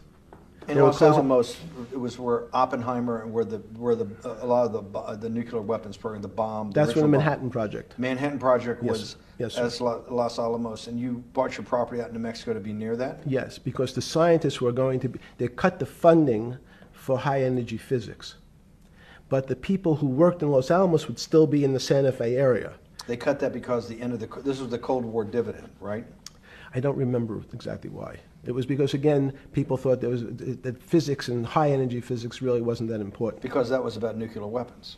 No, it was because they decided, which may be not right, this was the same time that Murray Gell-Mann came up with the term quark, Q-U-A-R-K. He picked it out of an old poem, the word quark. But it was something, it was mysterious. So they were starting to understand in the 90s that our world of the physics world, there was things that were just unexplainable. They called it strange things. You gave it a name. You gave it some characteristics. You called it had charm, was one of the terms. It had a charm. It had a flavor. It had a color. But nobody really, no one, Mr. Bannon, understood what it was. Just like the financial system. And you wanted to investigate that. I wanted to see if we could build tools so others smarter than me could help investigate it. And that was the beginning of your concept of the Santa Fe Institute. Yes. And Santa Fe Institute was founded to do study in this type of... Can these areas of strange things be described by some form of mathematics? So that's what I'm trying to get at. The foundational thought, the organizing principle of Santa Fe, yes, in the high physics lab at Los Alamos, right, which had been the headquarters of Manhattan, and the Trinity Project, right, the bomb. Yes. So you're talking about the elite, the high priest of physics. Of physics. Yes, sir. Which high priest of physics, some subset of that is also mathematics. Yes, they're both similar. Project out. One of the tools you want to do is to make sure that in this complex system, the finance system, I'm doing a lot of this for philanthropy and a lot for the good of mankind, but also to be able to understand this complex system, the most complex outside of maybe our body, of the financial world. Yes. Did they create tools, or were you smarter in then the mid-aughts, 15 years later, than you had been then because of work that was done at Santa Fe? No, it was great. But in fact, most of the money, most of my philanthropy in the area of can you describe things that appear to be unexplainable by mathematics, and can you fund people who have new ideas? And unfortunately, when someone thinks they've been able to, there was a man, Stuart Kaufman, when they think okay, I figured out how to be able to predict the unpredictable, what appears to other people to be unpredictable. But my system, in those days it was called genetic algorithms, can predict what things will happen, and they all want to make money. So they use their systems to try to figure out, they know they have figured out the way to make money because they figured out the unexplainable. They try, they go bankrupt, and we start again. So with a cold view, what I've come to realize is that the attempt to mathematize, formularize, or what in your prior work, to understand what really is, in today's world, still unexplainable, is impossible. They're miracles. Your first head of Santa Fe was Christopher Langdon, I think. Langdon from Australia. But Murray Gell-Mann was Murray Gell-Mann was the funder. He was the rock. Yes, he was the rock. He was a Nobel Prize winner? Yes. Yes, and a wonderful guy. He came out and helped us with the Biosphere 2 project. He came with Chris Langdon. Yeah. Chris Langdon was the operator, the day-to-day guy. Chris was doing artificial life. Right. Murray tried to lead his own artificial life. Yes. When Chris came to Biosphere 2 for the first big conference we had in 1994, he was one of the most impressive guys there among all the world's elite. Kew Gardens, the Lawrence Livermore Lab, the labs at Sandia, all the major universities, Lamont Doherty, all the big Earth observatories, Woods Hole. What set Langdon apart, I thought, and the reason I invited Santa Fe to be part of it, was Langdon actually made a presentation that everything, and he was making this to scientists, a lot of marine biologists, a lot of people that were just beginning, Wally Broker and people who were just beginning the study of climate change, at that time called global warming, that he made this compelling presentation that everything's really mathematics. Yes. It's all just back to math. And you have to, all these experiments you do, you're not, one of the reasons they're not considered by the high priest in physics as being real experiments is that they don't have a mathematical basis to it, and everything has a mathematical basis to it. Langdon seemed like a radical visionary. What happened to that concept? You go back 350 years. So you have Isaac Newton, you have Leibniz. Move forward, you have people like Heisenberg and Gödel, and what every one of those mathematicians and philosophers came to understand is that there's numbers can describe certain things, approximate certain things. But in fact, trying to put measurements and numbers on other things that are really unexplainable is folly. 300 years ago, they said that unexplainable realm was God. And people who attempted, in fact, to explain the unexplainable, who said, yes, I understand the unexplainable, were charlatans, they were the occults, they were the astrologers, they were the con men. Alchemist.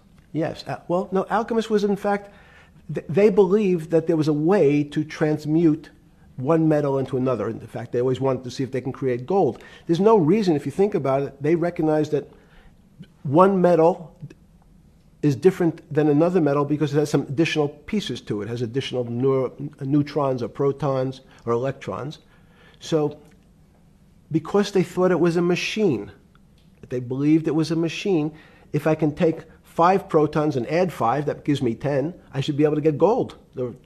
Move everything around inside these systems, the molecules transmute one molecule into another, and if this molecule I've transmuted it into is gold, I'm a rich man. It's back to money. But there's something strange happens. Isaac Newton says, this is really weird. If I want to push a ball on the table, I have to touch it. Maybe I have to blow on it. But I actually have to push one side of the ball or the book to move that side. I'm pushing here, and obviously this thing is what appears to us humans to be solid, so it moves as one thing. But the only way to get something to move was to touch it or put a force against it. Okay, seems to make sense. Everybody has that experience. I want to lift a glass, I lift it.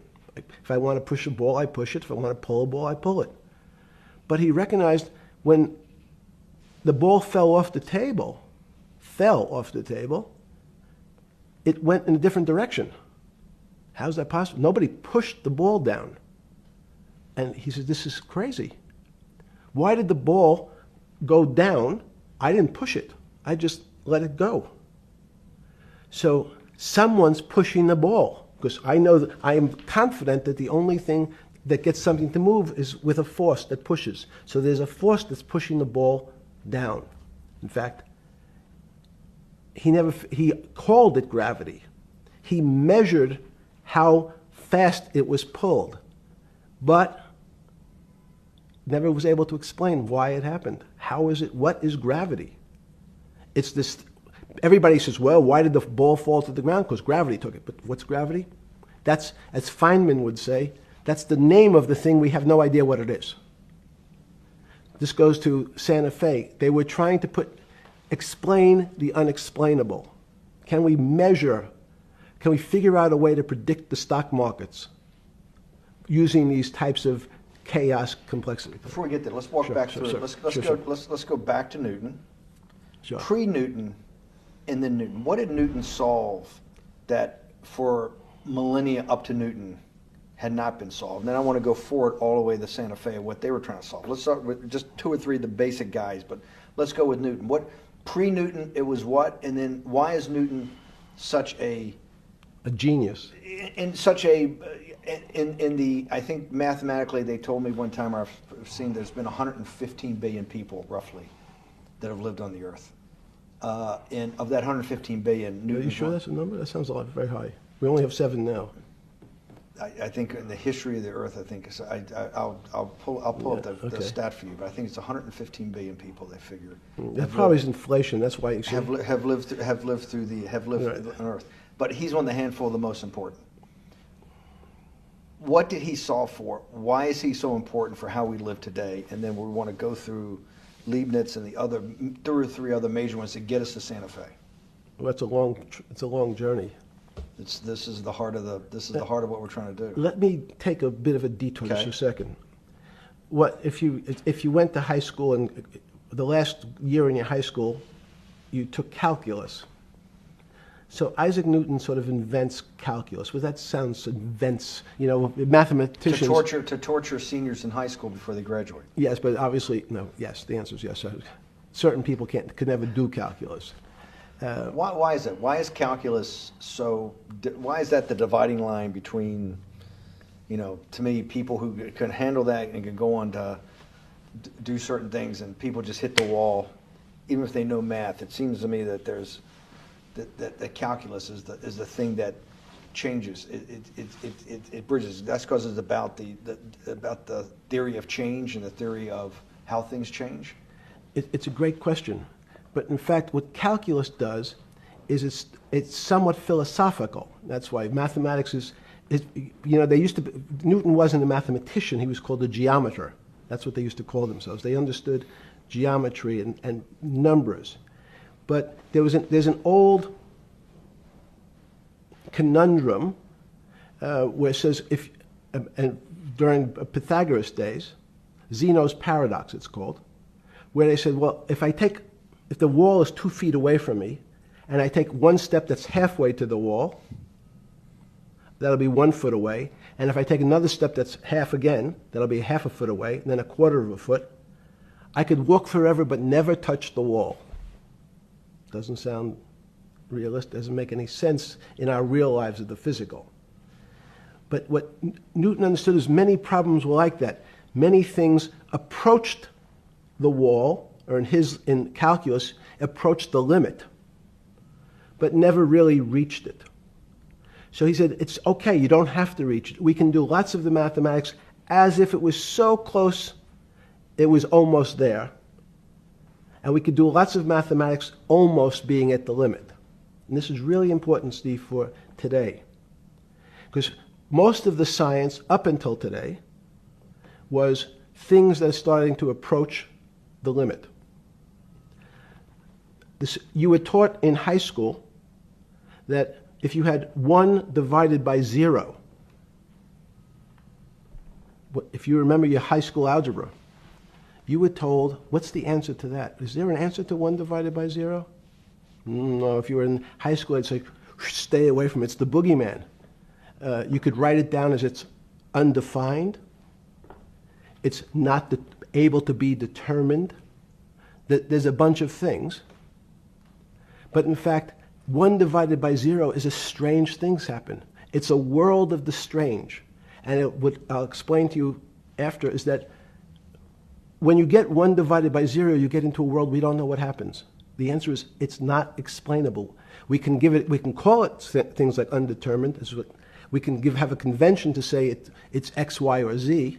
But in real life, we don't know what happens when you are actually at the limit. So Newton thought the same concept is that the limits were God. You got close to God, but you could never be God. He had this sort of religious interpretation. Okay, I want to go back to Newton. Why is Newton such a big dividing line in mankind's history? What is it about Newton? What is it about what he tried to solve? What did they not know beforehand? And because we live to a degree in a Newtonian universe, although I realized later subparticle atomic physics, but at least for a while it was Newtonian. So what's the dividing line? Why is he so important? Why is he an inflection point in mankind's movement from the swamp to the stars? It's a great question. Stars was by Kepler. What Newton starts to allow us to do is to make accurate predictions. Remember that we've talked about that with money, about the things in our physical world, how cars, but he didn't have cars then, how horse carriages moved, how bowling balls moved, how pool cues and pool table balls. Had people tried to solve that before Newton? Many tried it? Heraclitus or Plotinus, Pythagoras had these greats that we hear about. Had they tried to solve the same problem? Not the same problem. They tried to again, what Pythagoras does, he starts to figure out this relationships in triangles. For example, everyone knows the a squared plus b squared is equal to c squared. That Pythagorean theorem, which is basically says these shapes in a triangle, each side of the triangle has a fixed relationship with the other two sides. That's strange.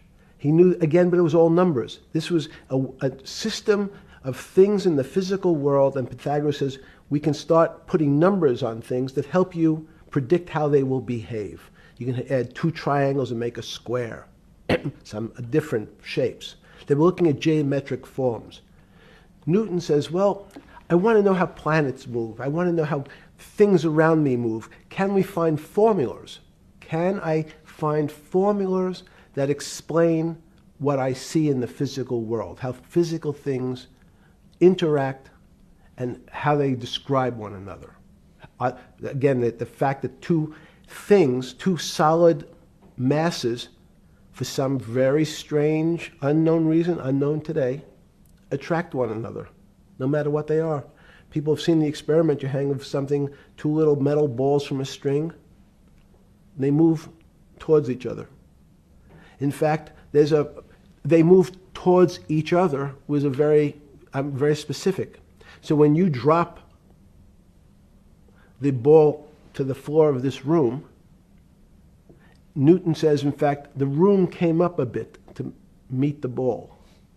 The room moved. It's imperceptible. You can't really perceive that motion, but they attracted each other with certain ratios. So he started to be able to measure things in the physical world. And that was great advances. It also, now you wanted to move very quickly. Unfortunately, most people, especially in the 20th century, 19th century, said, well, like Newton, let's measure everything. Let's measure people's behavior. Let's measure their psychology. Let's measure their health. You go to we could have my blood test. Let's measure everything. We measure Wall Street. Their voting habits. Measure, measure, measure. Can we put a number on how much I care for my wife? Can I put a number on how I feel?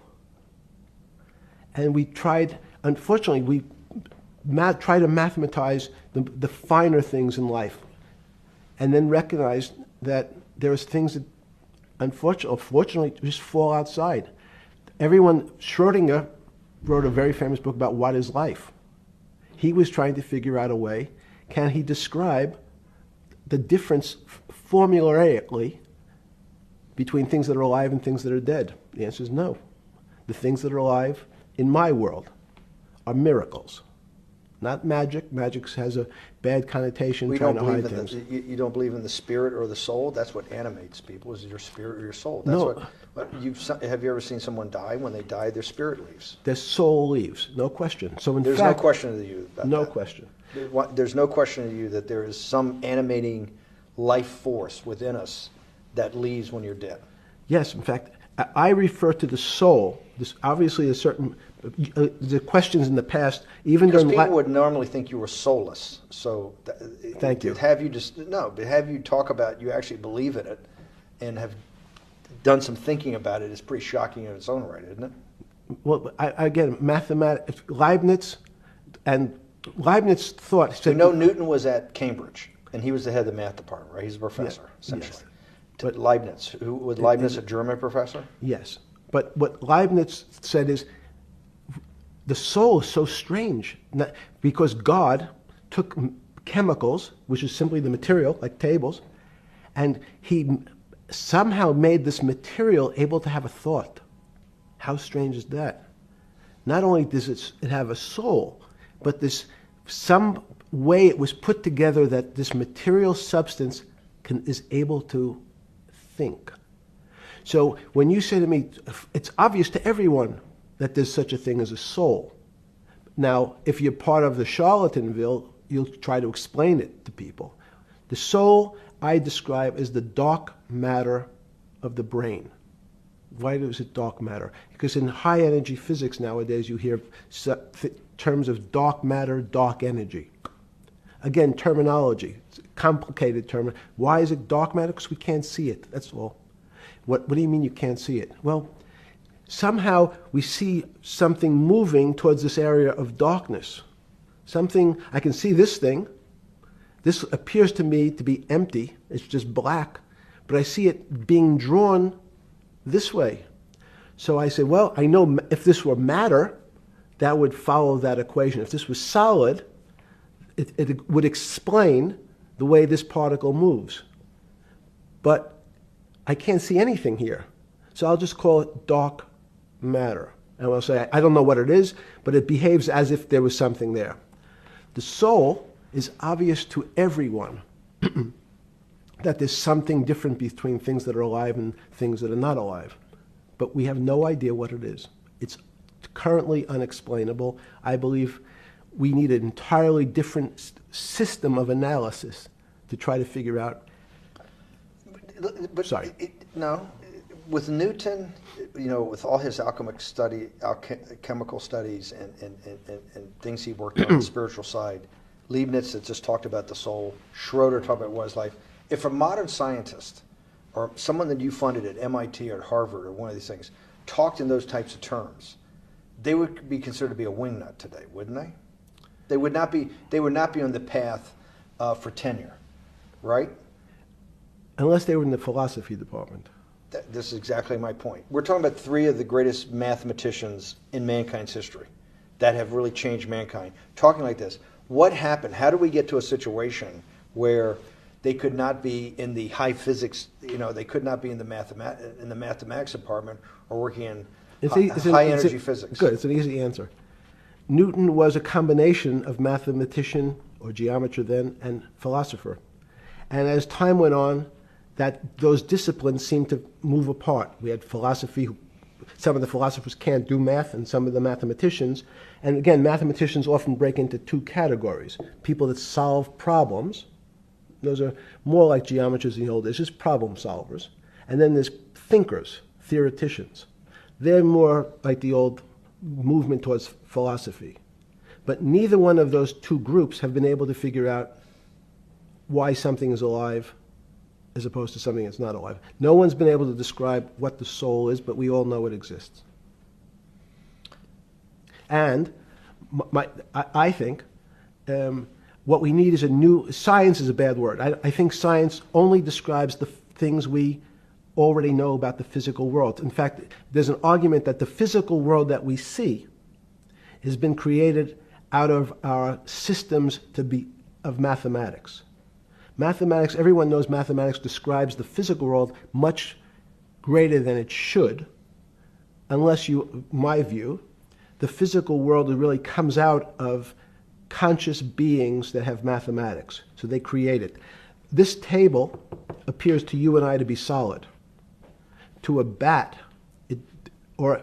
because we have light that's bouncing off the table into our eyes, it appears solid. If instead of eyes that responded to wavelengths of visual light, our eyes responded to radio waves, the radio frequencies, it's not different, it's the same type of frequency as light, but different speeds, the table's invisible. We know that our phone works in this room. So the waves are coming through the windows, the waves are coming through the walls. So the walls are invisible to that type of radiation, that type of energy. The walls I can see them because my eyes, a physical system, determines that the walls are there. You, with Murray Geldman, you founded, or were the original donor, and had the idea of Santa Fe Institute. In 10 or 15 years later, that effort to study the complexity of systems mathematically. Yes. Was it's a total failure. Yes. A total failure. Total failure. Why is that? It's the failure of science because, in fact, if to some extent science doesn't describe romance. I don't know why I'm attracted to somebody. I don't know.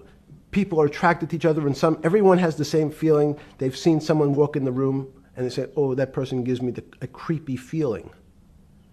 Science has tried to describe. Science doesn't describe what creepy feelings means.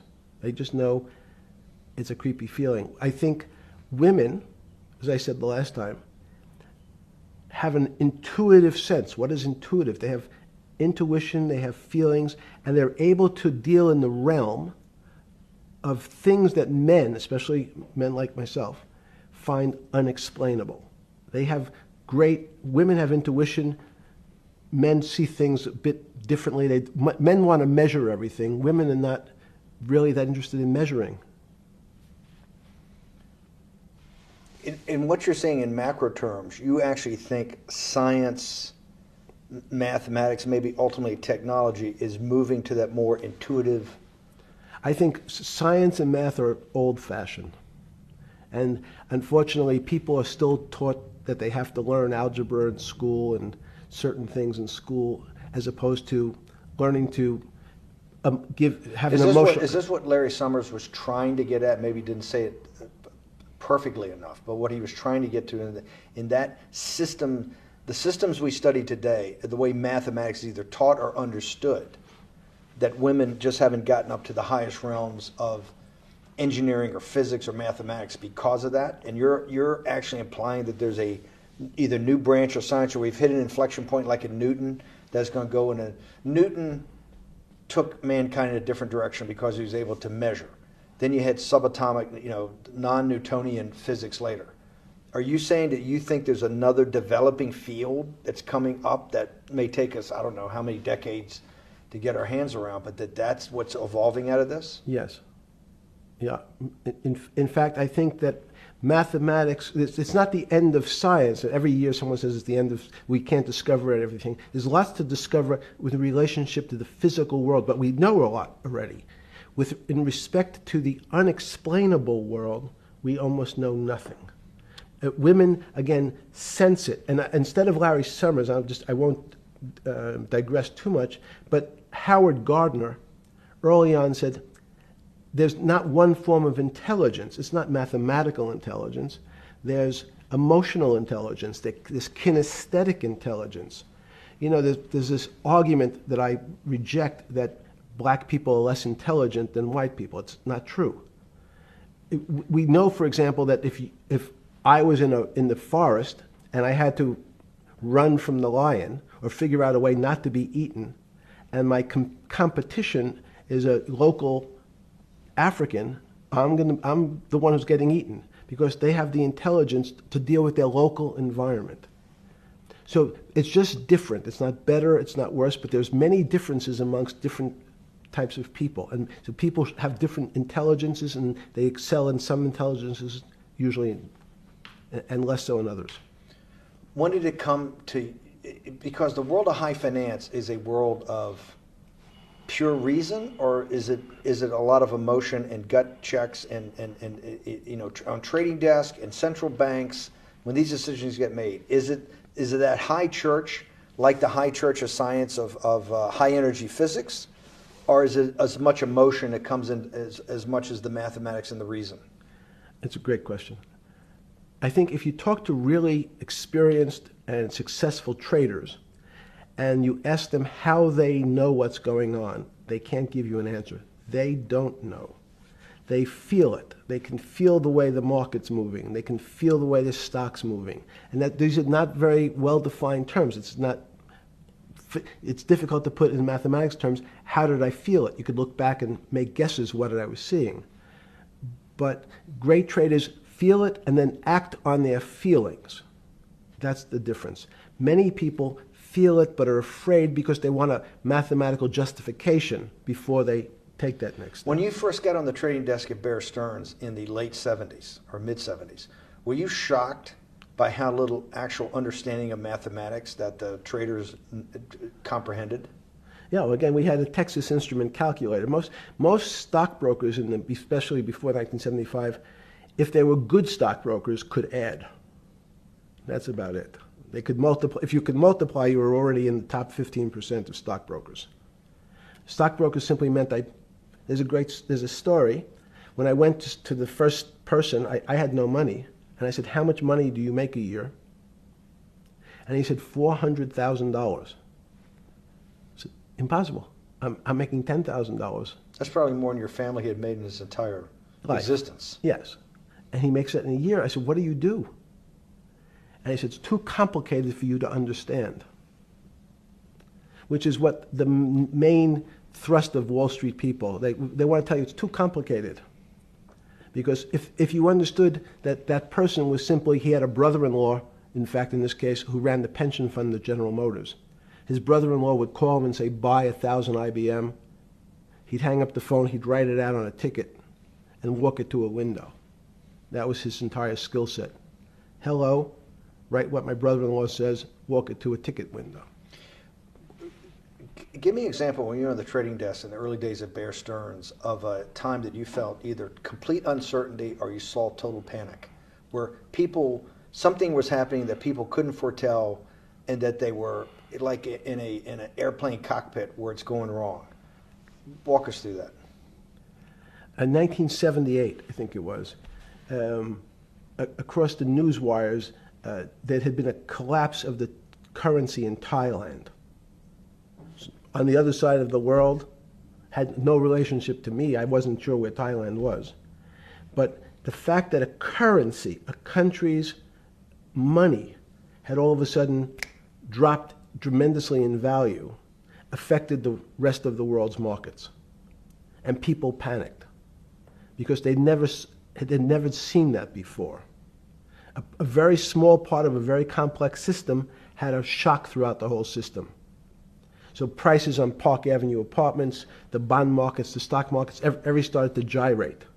You know, there's an old mathematics expression that if a butterfly wings in Mexico make the wrong turn, it spins out, and eventually, by the time it gets to Canada, it turns into a tornado. So these are part of complex systems. So yeah, Wall Street in certain parts. Santa Fe Institute was supposed to actually come up with a formula for that, for the butterfly wings. Why in 15 years did you reach the end of at least that experiment?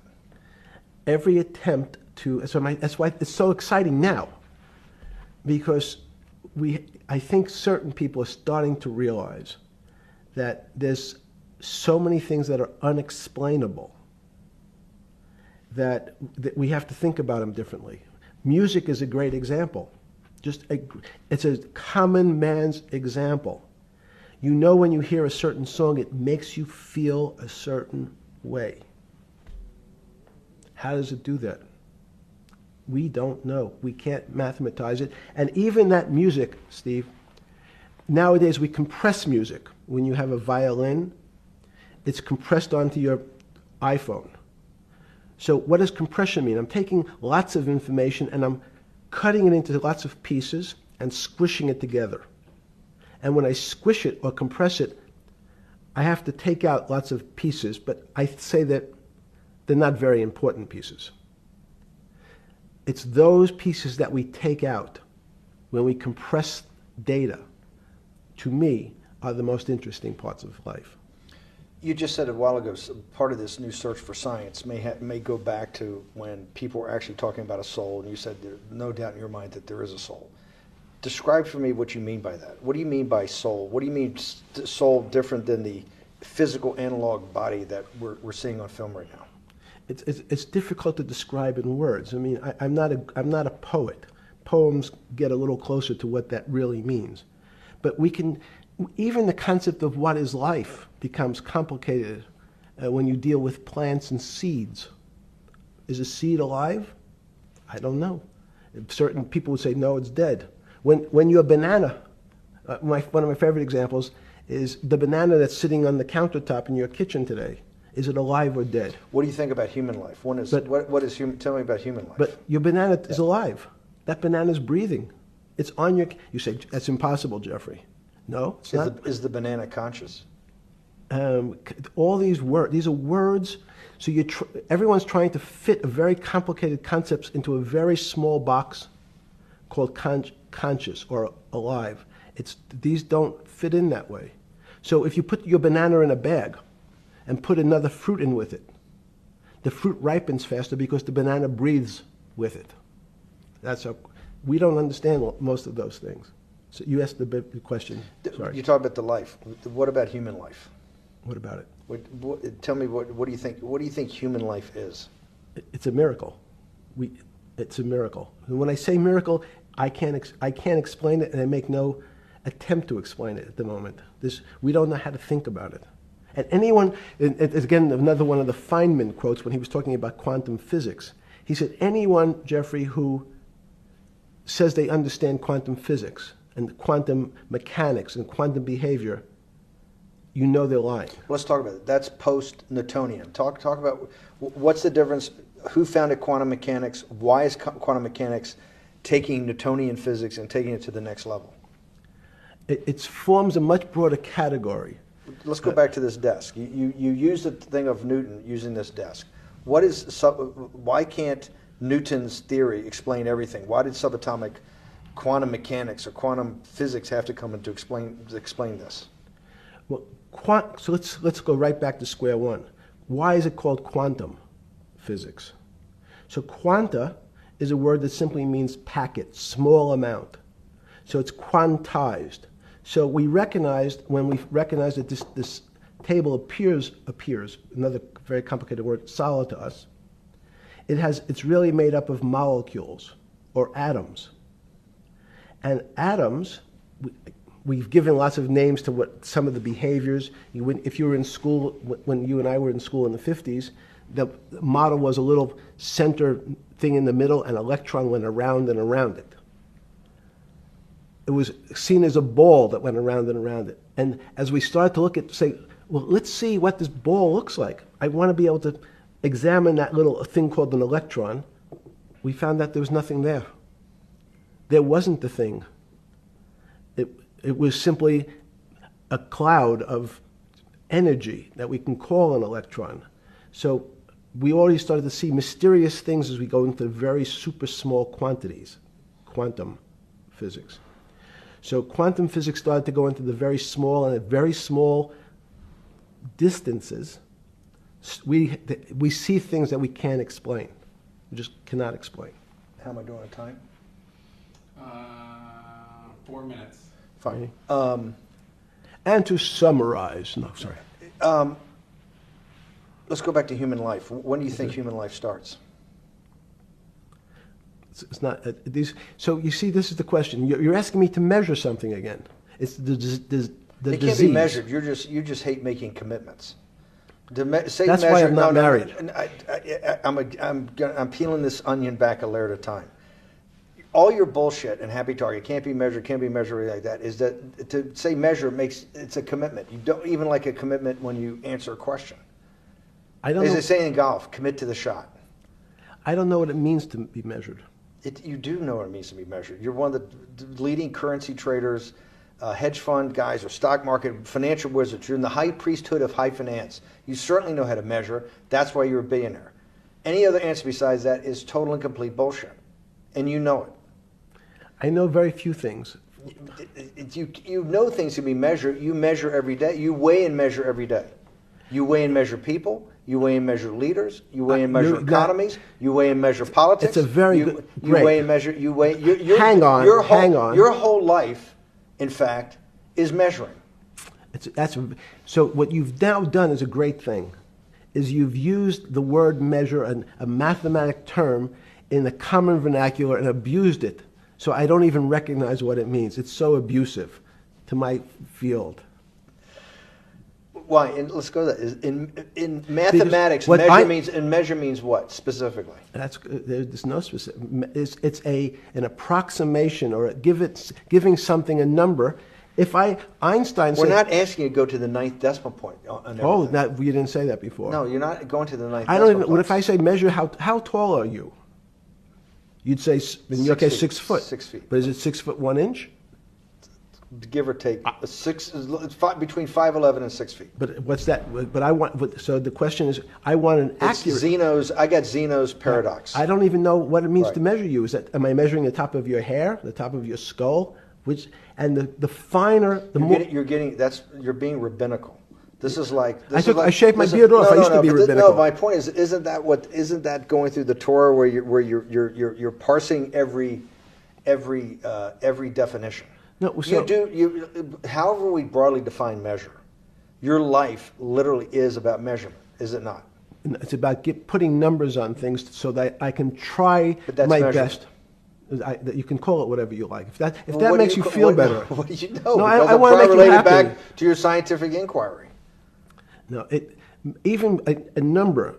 People don't. A number is a complicated When did thing. you come? When did you come to this When did you come to this aha moment? Was when it was in your solitary confinement, when the biggest financial crisis in world history was going on, in your 7x9 jail cell with your metal bed and your two brushes because you were a trustee with the brown uniform on, trustee spelled wrong. Is that the moment of clarity that you had about science and Newtonian physics and everything that we can measure is really not going to be the way we go forward? It's going to be much more esoteric, emotional intelligence thing. Was that your moment of clarity? I wish it was, because it would make such a great story for this interview, but it's not. It's the fact that I lead such a privileged life to come across. But when did you? If it didn't happen then, when did it? Or did it happen before? I was then? going to hopefully Okay. get to the. Okay. I'm in a privileged position to have some of the world's smartest people come to my house and tell me what they think about different subjects, and I finally realized that the thing that they had most in common was there was this area, no matter how smart they were, that when I asked them the questions, they said they'd have to resort to a 500 or 1,000-year-old response to that question, which was, I don't know. You know who else found that out? Socrates. That's what Socrates kept doing, right? Socrates kept asking all the experts. He would go through, question after question after question, and realize at the end they didn't really know. They really didn't basically understand what they were talking about. And one of the things that people won't enjoy, it turns out that potentially one of the bad things to teach children is how to write. So writing, reading, and arithmetic was supposed to be, everyone's supposed to be taught. But writing forces you into a very narrow channel of thinking. You have to write in a certain form, in a certain way, in a certain linear pattern. So your thinking becomes somewhat narrow. The reason I brought up writing is one of the recent discoveries of mine with respect to Socrates, Plato, and Aristotle is they never wrote anything. They spoke, and people around who could write wrote.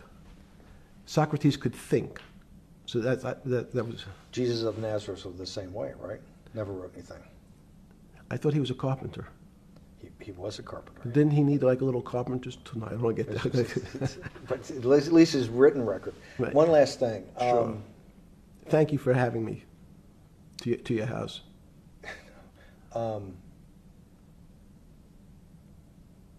Vegetable juice. Let's go back. Look what vegetable juice does. When did that? The beginning of that. Was there any one aha moment in all these great thinkers? Did it happen before 2008? Was it after? That came up over, I know, many years. But when did you actually realize, hey, something new's got to be developed? Yeah, that's great. Is that because again, I'm privileged enough to have people around me who've given lots of philanthropic gifts to institutions of higher learning, and when I said the impact, how do you judge the impact of your giving? And we sat down and said, no really new ideas have come out. And I realized that, of course, it hasn't come out because we've been looking at using science and mathematics, and it's the wrong tool. It's obvious. Institutions that are set up and try to put forward knowledge and understanding and truth, should they take your money? Derek Bach at Harvard said, taking money for good causes is a good thing.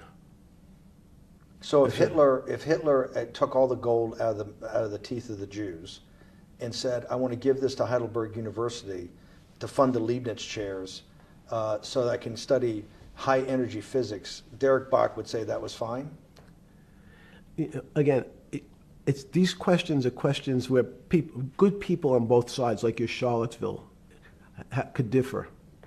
I don't know the answers to these questions. So tell us the two.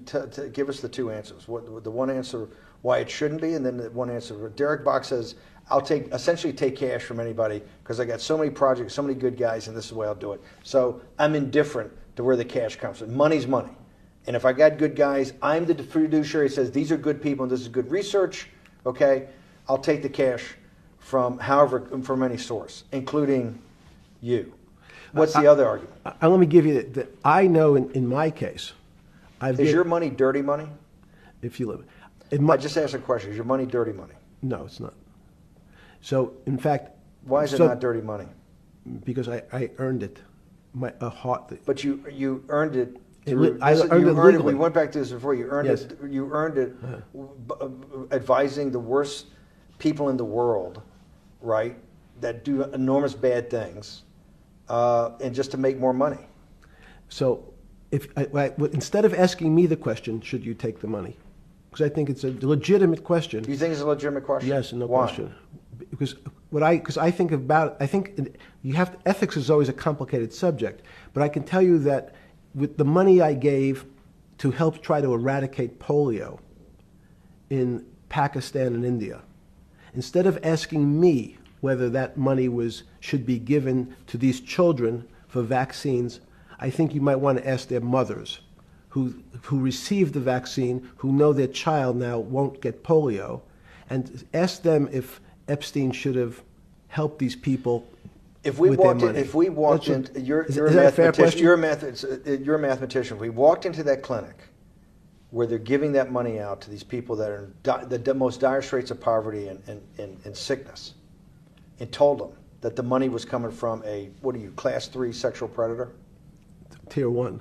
What's tier 1's the highest and worst? No, I'm the lowest. I'm the lowest. You're the lowest. Okay, tier 1, you're the lowest. But a criminal. Yes. That the money came from them. What percentage of people do you estimate? I understand you don't like probabilities. Do you estimate would say, I don't care, I want the money for my children? I would say everyone said, I want the money for my children. Did they know where the money came from? I think if you told them, if I told them the devil, 100%. The devil himself. The devil himself said, I'm going to exchange some dollars for your child's life. Do you think you're the devil himself? No, but I do have a good mirror. It's a serious question. Sorry. Do you think you're the devil himself? I don't know. Why would you say that? Because you have all the attributes. You're incredibly smart. You remember, the devil is Was somebody the devil knows smart? The devil's brilliant. You read Milton's Paradise Lost. No, the devil scares me. Satan is